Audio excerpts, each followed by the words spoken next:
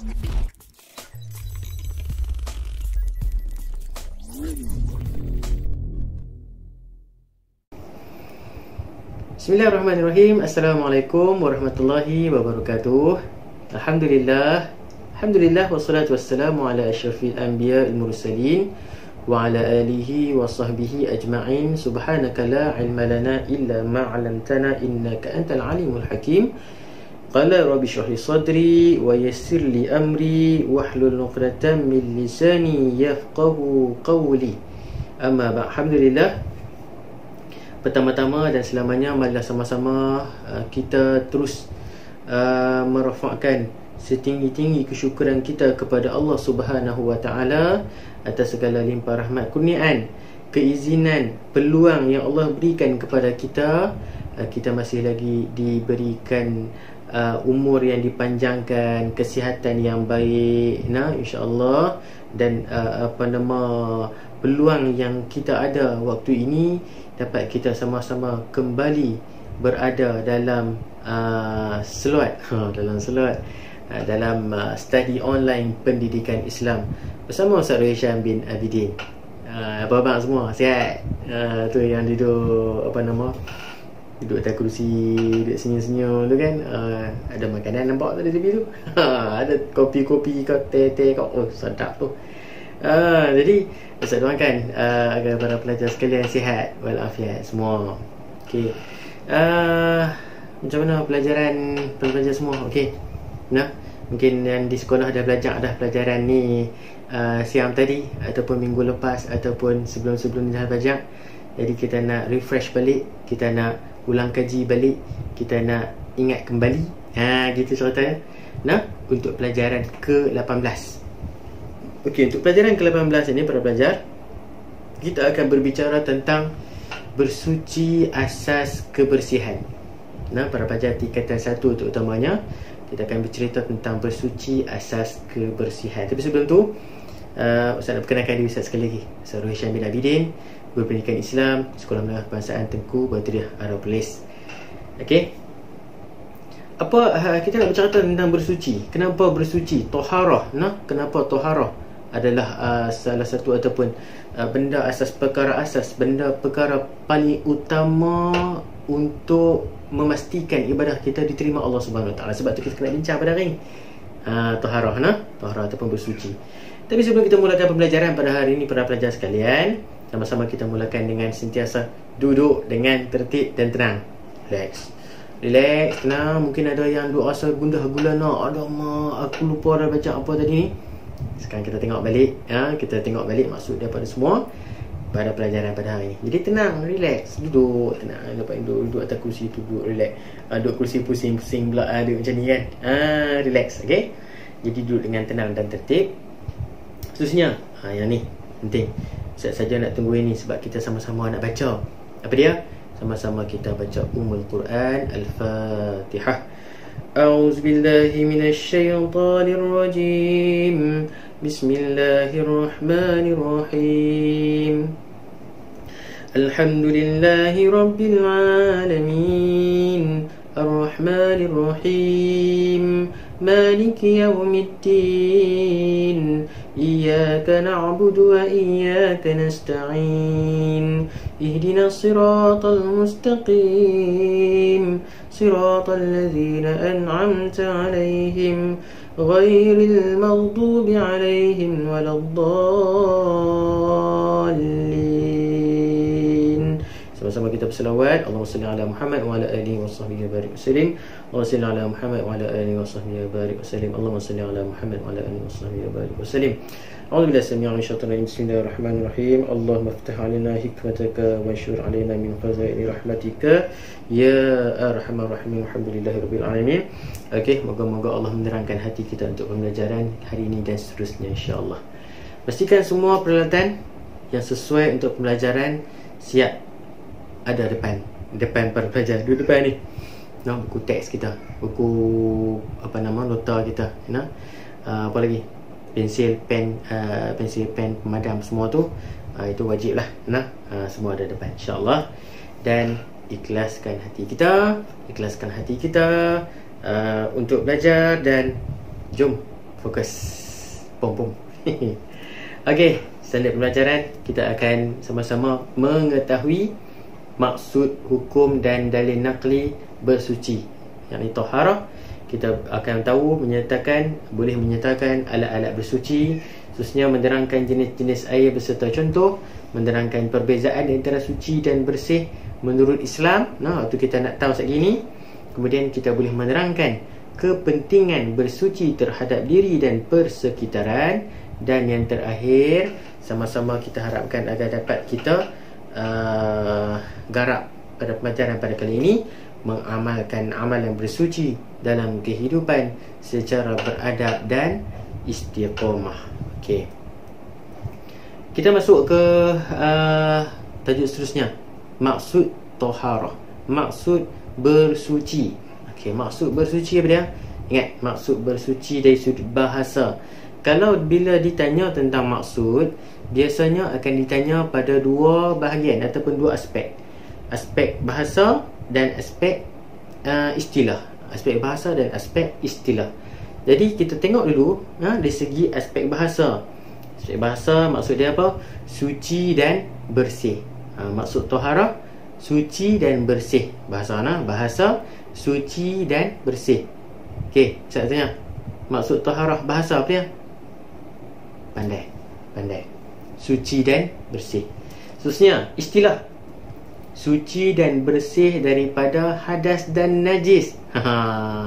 Tambah sikit istilah, panjang sikit biasa macam tu, dan lebih fokus. Lebih fokus.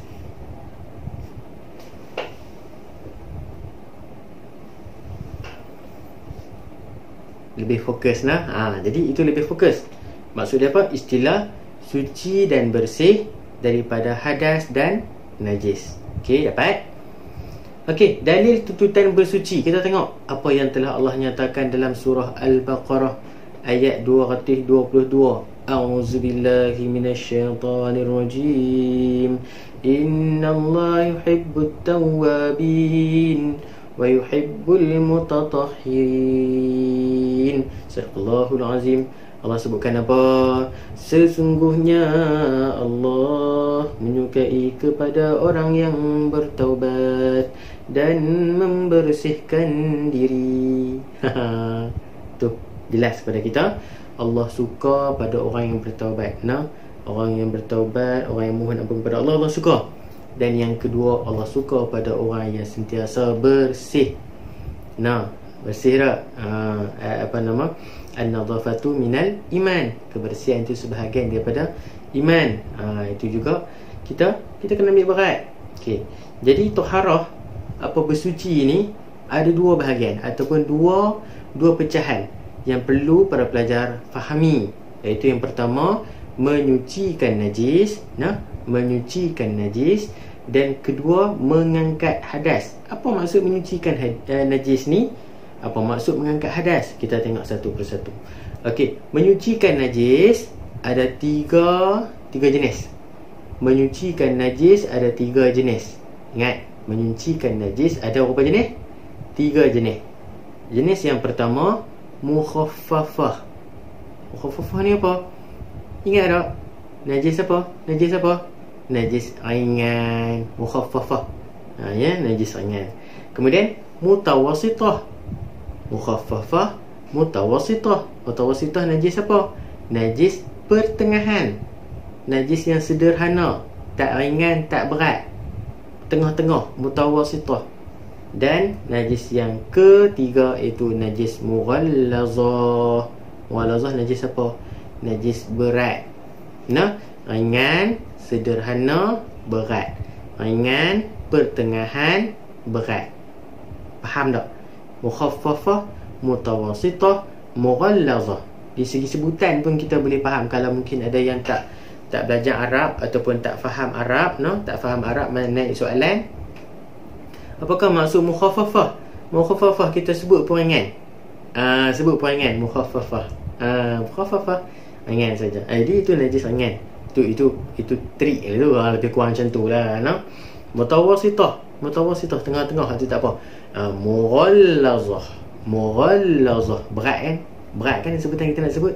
Itu najis berat. Gitu cerita dia. Okey. Jadi kita tengok pula mengangkat hadas ada dua jenis. Angkat hadas ada dua jenis. Hadas kecil dan hadas besar. Hadas kecil dan hadas besar. Apa maksud hadas kecil? Ustaz, saya ni nak kena mengangkat hadas kecil. Tak apalah. Nak pergi mana? Nak pergi bilik air. Okey, tak apa, pergi. Ni yang hadas besar ni. Ustaz, saya nak kena mandi wajib ni. Nak kena mandi wajib. Pasal apa pula nak sembahyang nak kena mandi wajib? Tak mandi wajib kata dia ni, contoh kan. Tak mandi wajib Ustaz ni baru keluar bilik air. Buat apa keluar bilik air ni? Saya tadi membuang huk besar, hadas besar ni, hadas besar. Tu bukan hadas besar. Kan? Itu membuang air besar. Hadas besar ni lain. Hadas besar ni apa? Hadas besar ni contohnya apa?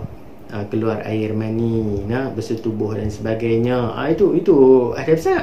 Hadas kecil ni apa? Hadas kecil ni tak ada wuduk. Bila batalnya wuduk, maka kita dalam keadaan berhadas kecil. Faham ni? Berhadas kecil maksud dia bila kita tak ada wuduk. Tu yang Ustaz belajar lah. Yang kita tak ada wuduk, kita sedang berhadas kecil. Bila kita berhadas besar, contoh kita keluar air mani dan sebagainya, itu kita akan bincang lagi lepas ni. Cuma Ustaz nak kita tahu bahawa bila kita berhadas kecil ataupun berhadas besar, inilah cara untuk kita menyucikan hadas tersebut. Bila kita hadas kecil, cara sucinya berwuduk ataupun tayamum. Dua benda, berwuduk ataupun tayamum. Untuk hadas kecil. Untuk hadas besar ada dua juga. Sama ada mandi yang dinamakan mandi wajib ataupun dengan tayamum juga. Faham lah? Jadi boleh nampak lah. Boleh nampak. Okey, hadas kecil, hadas besar. Khususnya alat bersuci ada dua. Ada dua. Yang pertama air. Alat bersuci. Yang pertama air digunakan untuk mandi dan berwuduk. Juga digunakan untuk beristinja dan menyucikan najis. Maksud dia apa? Air ni kita guna untuk mandi dan wuduk satu. Juga kita gunakan untuk istinja. Istinja ni apa? Istinja ni kita gunakan untuk membersihkan kubul dan dubur ataupun dubur kita. Kubul ataupun dubur kita. Kita membuang hadas membuang air kecil ataupun air besar, kita gunakan air untuk beristinja. Boleh nak? Faham nak? Okey, guna air. Yang kedua, debu tanah. Tak ada air, kita gunakan debu tanah yang digunakan untuk bertayamum. Okey. Okey, seterusnya air. Ni apa dia ni? Keluar gambar banyak-banyak ni. Ini adalah jenis-jenis air. Air mutlak. Air mutlak. Ada berapa jenis tu? 7 jenis air mutlak. Ustaz tak tulis kat situ. Air dinamakan air mutlak, ada 7 jenis. Yang pertama kita ulang balik. Air hujan. Yang pertama air hujan. Yang kedua air mata air. Tengok gambar tu, air mata air tu macam mana? Bukan air mata air kita ni. Air mata air tu dalam gambar tu. Kemudian air sungai, air mutlak juga. Air laut juga air mutlak. Seterusnya air perigi, air salji dan air embun. Itulah 7 jenis air yang boleh digunakan untuk bersuci. Okey, tanah pula. Debu tanah tadi tu, debu tanah yang suci. Maksud dia tu, debu tanah yang suci digunakan untuk bertayamum sebagai ganti kepada wuduk dan mandi wajib. Maksud dia apa? Jika tak ada air di sesuatu tempat, kita nak berwuduk ataupun kita nak mandi wajib, air tak ada, apa nak buat? Kita cari debu tanah yang suci untuk kita gantikan sebagai wuduk dan mandi wajib. Gantikan air tadi tu. Tu dia. Untuk mandi wajib dan juga wuduk. Debu tanah. Cara macam mana? Nanti kita akan masuk ke bab seterusnya. Okey, batu atau benda kesat para pelajar sekalian juga boleh digunakan untuk beristinja. Batu atau benda kesat selain daripada air, selain daripada debu tanah tadi adalah untuk gantikan kepada wuduk dan juga istinja. Namun begitu, batu atau benda kesat juga boleh digunakan untuk bersuci. Di samping penggunaan air. Alat lain yang boleh digunakan ialah benda-benda kesat seperti apa? Tisu, kertas dan daun. Ataupun batu. Batu boleh, tapi jangan cari batu tajam pula. Cari batu tajam, alamak, baru lepas apa buang air kecil nak istinja, mana batu, nampak batu jalan pula yang apa nama tu, tajam-tajam kan. Sekali duk pergi cuci pula, alamak, pedih oi. Contohnya lah kan. Ambil tisu yang tak elok kan, tisu yang dah digunakan. Dia kena tengok tisu yang elok, tisu yang suci. Kertas yang elok, yang sesuai ni, duk ambil kertas balut nasi. Ambil kertas balut nasi tu, duk lap apa nama ni, tempat keluar najis kita tu. Habis kotak bertambah kan. Daun kering pun kena tengok sekali, tengok ada semut. Ada semut katai pula, alamak, semut merah pula duk pi basuh dekat tempat keluar najis. Habis kena semut gigit habis. Tak pakai juga. Maknanya alat bersuci ni pun kita kena tengok kesesuaian dan juga kebersihannya. Okey, jadi faham tak? Okey, cantik. Okey, jenis air tadi yang kita bincang tadi tu 7 jenis air tadi ni. Antaranya air mutlak, 7 jenis tadi tu. Pengertian air yang suci yang boleh digunakan untuk bersuci. Sifat dia apa? Air bersih yang belum digunakan untuk mengangkat hadas atau bersuci. Air yang tak digunakan lagi. Maknanya air mutlak. Dan air yang tidak berubah sama ada bau, warna atau rasa. Bau, warna atau rasa. 3 benda. 3 benda dalam sifat air itu. Bau, warna, rasa. Dengan sebab benda asing yang dimasukkan ke dalamnya. Maknanya air yang original ni, selagi tak dimasukkan apa-apa ke dalamnya, dia dinamakan air mutlak. Air hujan. Dapat air hujan orinya tu, selagi tak masukkan teh ke gula ke contoh kan, dia dinamakan air mutlak. Air salji, air embun macam air perigi tadi tu, kalau tak dimasukkan benda asing yang boleh merubah bau, warna dan rasa, maka dinamakan air mutlak. Boleh guna untuk apa? Mandi wajib, berwuduk dan membasuh sesuatu yang terkena najis. Pakaian kita, tempat solat kita, boleh kita basuh apa yang terkena najis dengan menggunakan air mutlak. Khususnya air mustakmal. Air mustakmal dalam bahasa Arab, air yang telah digunakan. Air yang telah digunakan. Okey. Pengertian air yang suci tetapi tidak boleh digunakan untuk bersuci. Air yang suci tapi tidak boleh digunakan untuk bersuci. Air yang suci, tapi tak boleh guna. Sebab apa? Ada sebab-sebab dia. Sifat air mutlak yang telah digunakan untuk bersuci. Maksud dia air mustakmal ni, air yang telah digunakan. Air mutlak yang telah digunakan. Kegunaan dia apa?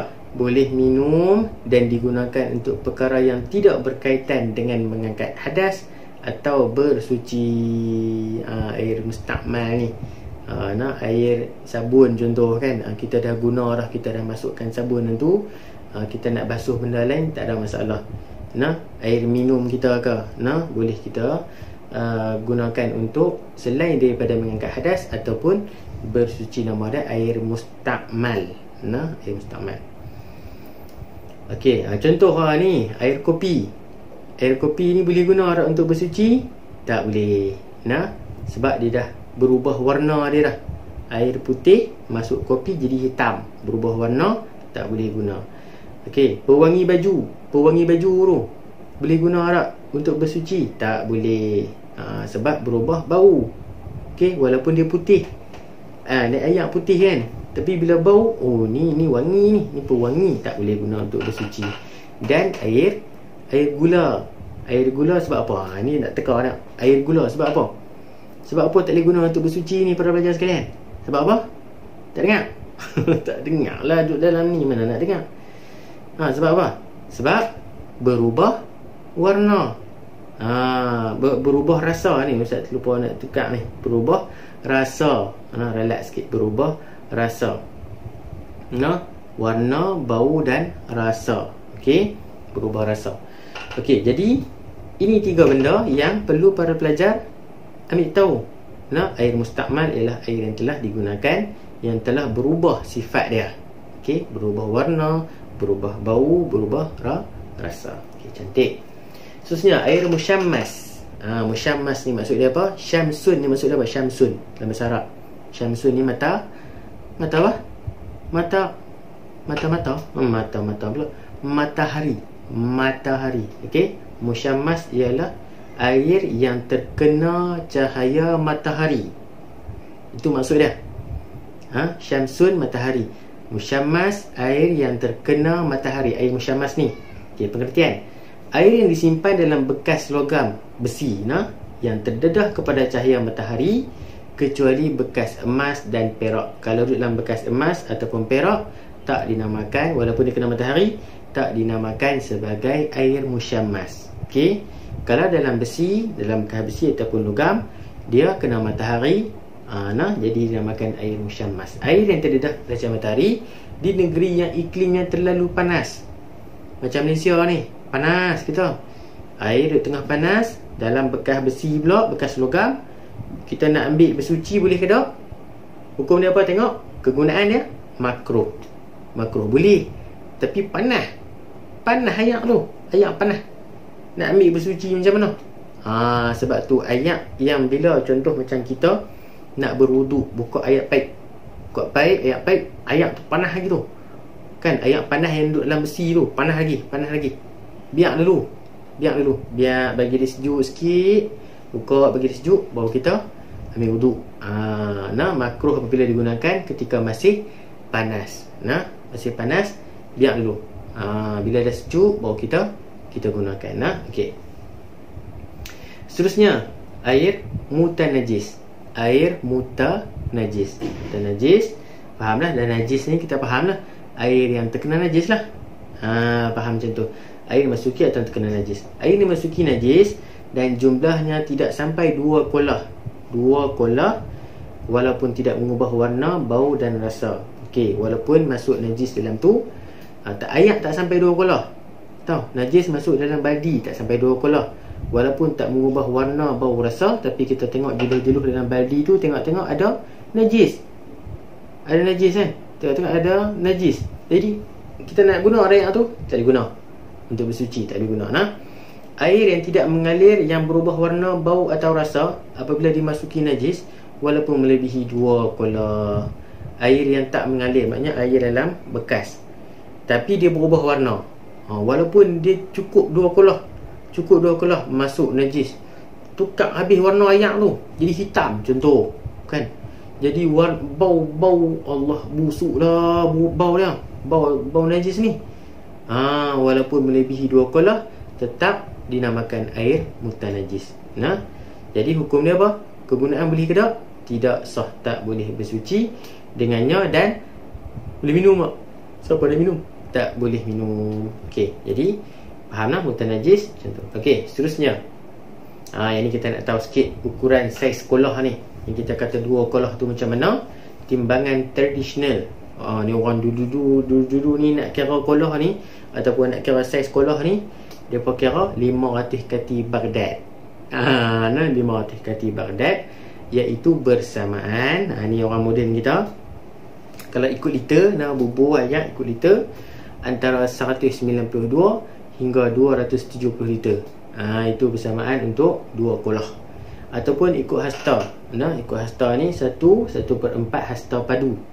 Okey, ataupun tin minyak tanah. Tu tin minyak tanah kita duk beli dekat kedai tu. 2/3 hingga 13 tin. Ambil ayak bubuh sampai 13 tin, tuang dalam kolah, cukup dalam kolah, Cukuplah kira di saiz di kira saiz 2 kolah. Okey, boleh nak? Dapat? Cantik. Seterusnya, perbezaan antara suci dan bersih. Perbezaan antara suci dan bersih. Suci lain, perwajar kena ambil tahu. Suci lain, bersih lain. Suci ada maksud dia, bersih maksud lain pula. Apa dia suci ni?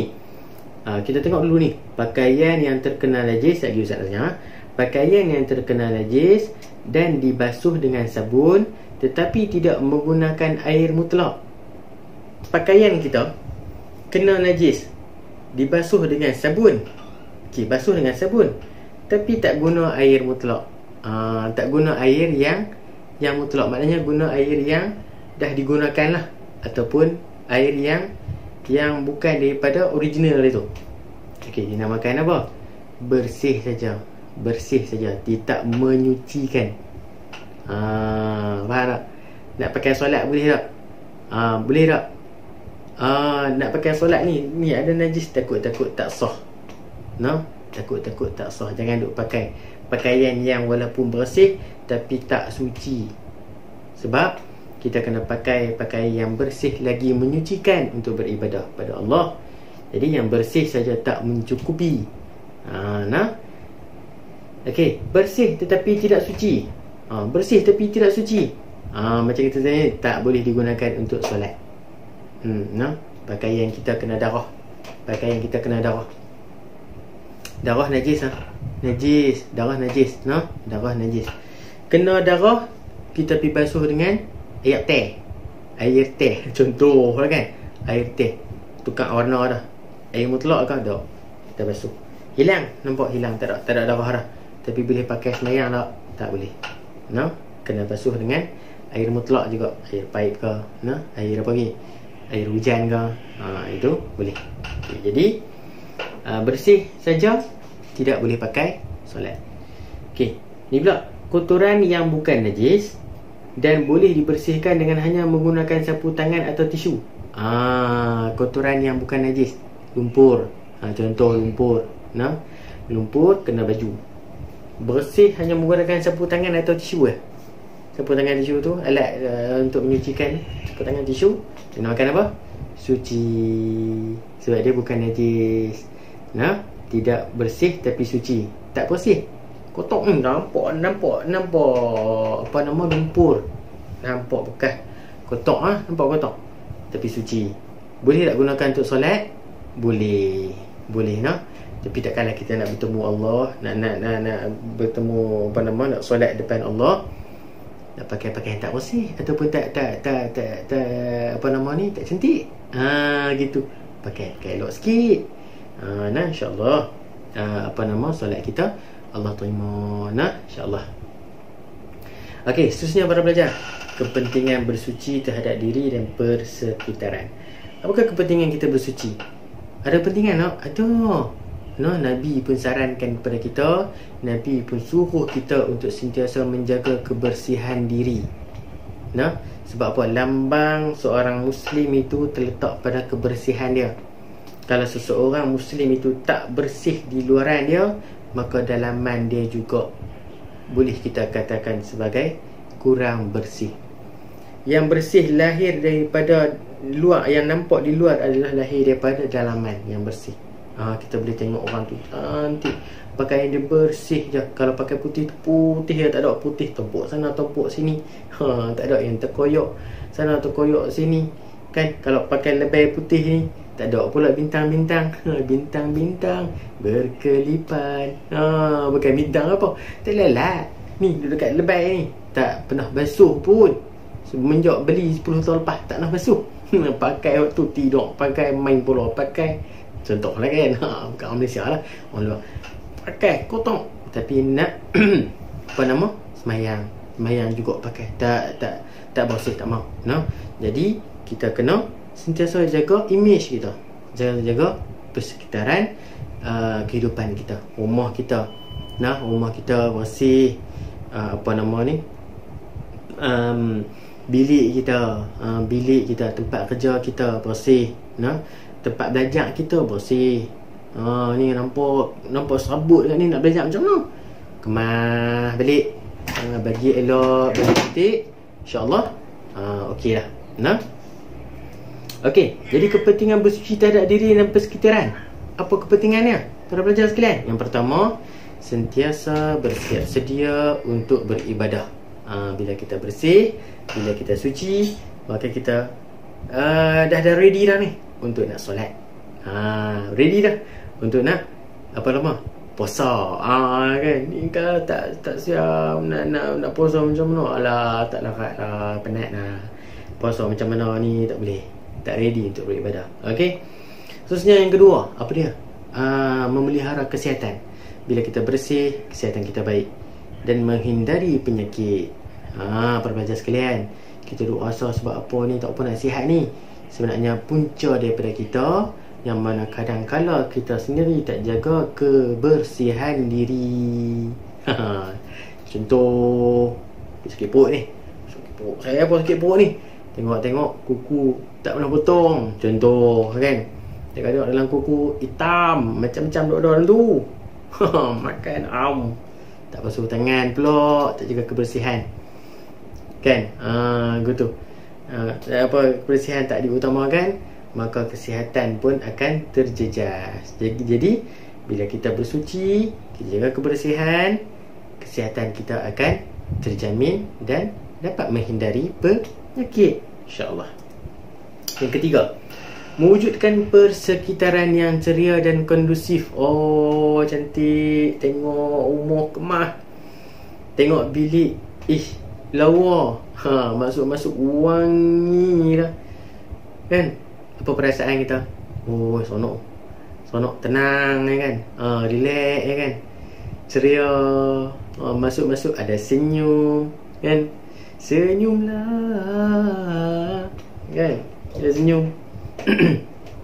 Bila senyum, kata senyum, kan. Bila dengar lagu senyum, teringat maknanya apa? Kita kena sentiasa senyum dengan persekitaran yang ceria dan kondusif. Sebab apa? Kita orang yang sentiasa menjaga kebersihan diri dan persekitaran kita. Okey. Jadi sebenarnya kepentingan bersuci terhadap diri dan persekitaran pelajar sekalian ialah menjadikan suasana tempat ibadah kita sentiasa selesa. Nak solat, nak menghadap Allah Subhanahu Wa Taala ni, nak sembahyang, Allahu Akbar, buka-buka mata, contohlah kan. Buka-bukalah angkat takbir, tutup mata asal. Buka-buka mata, tengok ada tek cicak pula atas jedah. Ada tek cicak atas jedah. Mula duk keh dengan kaki pula. Cuai duk keh dengan kaki tu. Duk nampak tek cicak atas jedah. Allah, tak jaga kebersihan tempat solat. No. Tengok ni, duduk sembahyang nak sujud. Tengok ni, kain baju minggu lepas tak basuh tu duduk ada depan tu. Turun, alamak bau. Ada orang gitu. Kalau macam sekalian, ada orang itu. Jangan. Ni, jaga tempat ibadah kita. No, biar dalam keadaan yang bersih. Kita khaskan tempat solat kita. Jangan kita duduk bercampur. Itulah tempat tidur, itulah tempat makan, itulah tempat kita sembahyang. Silap-silap pinggan yang tak basuh tempat kita makan tu kan, pinggan yang tak basuh, situlah kita duduk sembahyang. Allahu Akbar. Nampak pinggan tak basuh, alamak ni duduk hati duduk kata, pinggan tak basuh lagi pula, lipas pula duduk mai. Kan tak khusyuk tu. Jadi jadikan suasana tempat ibadah sentiasa selesa. Okey. Khususnya bila orang yang sentiasa menjaga kebersihan, dia bersuci, dia menitik beratkan tentang kesihatan dia akan meningkatkan maruah diri dan lambang ketamadunan umat. Bukan lambing tu lambang ketamadunan umat. Bila orang yang bersih, orang akan tengok dan orang akan hormat orang tersebut. Percayalah cakap Ustaz. Bila kita jaga penampilan diri kita, sentiasa kemah dari atas sampai bawah, rambut kita kemah, bagi lelaki ni pendek, cantik, tersisir rapi, yang kata buh minyak rambut, pakai pakaian kerja, contoh pakai baju Melayu, kemah elok, wajah kita ceria kan. Pakaian seluar kita Allah berkasut pula, contoh kalau berselipar yang sesuai, jangan selipar belah belain Ni tengok-tengok sebelah pakai kasut bola, sebelah pakai slipper. Alamak. Jadi orang akan salut kita, orang akan tabik kita, orang akan hormat. Bukan kita nak hormat orang tu, tak. Tapi orang kita nak Allah redha apa yang kita buat melalui orang doakan kebaikan kepada kita. Kalau kita tak jaga kebersihan, busuk. Orang lalu pun, apa sebatu orang dah bawa mai dah kawan ni, aku tahu orang ni busuk ni. Maka apa yang berlaku, orang akan jauhkan diri daripada kita. Orang akan hilang hormat pada kita. Jadi jaga kebersihan, jaga kesihatan. Sebab apa? Ia adalah lambang maruah diri kita. Macam tu. Nabi ni para pelajar sekalian, ya Allah, insan yang sangat sempurna, insan yang sangat sempurna. Nabi ni walaupun kalau para pelajar sekalian menghayati sirah Nabi SAW, yang mana Nabi ni seorang yang sangat bersederhana, walaupun pakaiannya tak mewah, walaupun tempat rumah kediamannya tak besar, tak gah, tapi para pelajar sekalian, tempat yang Nabi duduk itulah tempat yang paling berkat dan rahmat. Sebab apa? Nabi sentiasa menjaga kebersihan, Nabi sentiasa menitik beratkan tentang persekitaran yang baik. Sebab tu kita kena sentiasa jadikan Nabi sebagai contoh ikutan kita, idola. Bukan kita nak ambil idola luar negara, ambil artis-artis, ada yang pakai pakaian belah belain lah, baju belah ni baju Melayu, belah ni baju tak ada lengan. Contoh itu kan contoh. Jadi para pelajar sekalian, kita jaga maruah diri kita melalui penampilan diri kita. Okey.